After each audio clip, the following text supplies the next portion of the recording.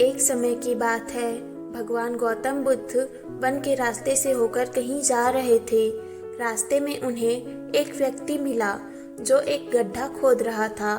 गौतम बुद्ध वहीं पर थोड़ी देर विश्राम करने के लिए वृक्ष के नीचे बैठ गए और उस व्यक्ति को देखने लगे जो गड्ढा खोद रहा था। तभी उस व्यक्ति को गड्ढा खोदते खोदते एक कलश मिला। उस कलश में बहुत ही कीमती हीरे जवाहरात भरे हुए थे। यह सब देखकर वह व्यक्ति बहुत खुश हुआ और सोचने लगा, आज मेरा भाग्य जाग उठा है। उस व्यक्ति ने हीरे जवाहरात से भरे हुए उस कलश को भगवान गौतम बुद्ध के चरणों में रख दिया और कहा, हे भगवान, आपके आशीर्वाद से ही मुझे यह बेशुमार धन दौलत प्राप्त हुई है, इसलिए मैं इनमें से कुछ हीरे जवाहरात आपको भेंट करना चाहता हूँ। यह सब सुनकर भगवान गौतम बुद्ध ने उस व्यक्ति से कहा, तुम्हारे लिए यह धन दौलत है, लेकिन मेरी नज़र में यह जहर के समान है, क्योंकि बिना मेहनत के प्राप्त हुए धन दौलत जहर के समान होती है। इतना सुनकर वह व्यक्ति गौतम बुद्ध से नाराज होकर उस कलश को लेकर वहां से चला जाता है। उस व्यक्ति ने बाजार में सभी हीरे जवाहरात बेचकर बंगला, गाड़ी और बहुत सारी संपत्तियां खरीद ली और गरीब से करोड़पति बन गया। थोड़े दिनों बाद किसी ईर्ष्यालु व्यक्ति ने राजा से उस व्यक्ति की शिकायत कर दी और बोला, महाराज, जमीन में दबा धन राजकोष का होता है, लेकिन उस व्यक्ति ने उस धन दौलत को अपने ऐशो आराम के लिए खर्च करके राजद्रोह किया है और ऐसा करना नियमों का उल्लंघन है। यह सब सुनकर राजा ने अपने सैनिकों को उस व्यक्ति को पकड़ने का आदेश दिया और राज दरबार में बुलाया गया। तो राजा ने उस व्यक्ति से उस कलश को जमा कराने के लिए बोला।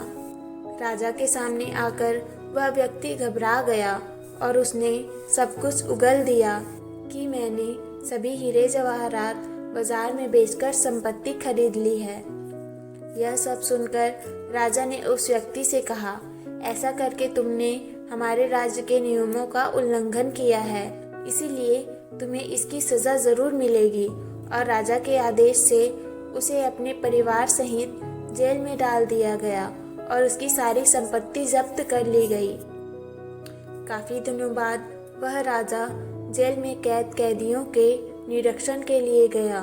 तभी उस व्यक्ति ने राजा से अपनी सजा माफ करने के लिए आग्रह किया और कहा, महाराज, जब मुझे वह कलश जमीन में गड्ढा खोदते समय मिला तो भगवान गौतम बुद्ध वहीं पर मौजूद थे। भगवान गौतम बुद्ध ने मुझसे कहा था कि इसमें धन दौलत नहीं, जहर भरा हुआ है, लेकिन उनकी यह बात ना मानकर मैंने उनका अपमान किया था और आज जेल में रहकर मुझे एहसास हो रहा है कि उनकी बात बिल्कुल सच थी, क्योंकि बिना मेहनत के प्राप्त धन दौलत जहर के समान ही होती है।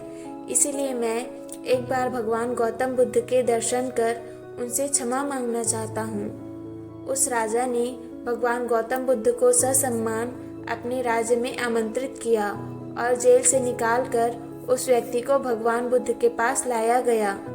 उस व्यक्ति ने भगवान बुद्ध के चरणों में बैठकर क्षमा मांगी तथा कहा, भगवान, आपकी बात बिल्कुल सत्य थी, क्योंकि कलश में सही में जहर भरा हुआ था, जिसके कारण मुझे अपने परिवार सहित जेल जाना पड़ा। भगवान गौतम बुद्ध के आदेश से राजा ने उस व्यक्ति को जेल से रिहा करा दिया।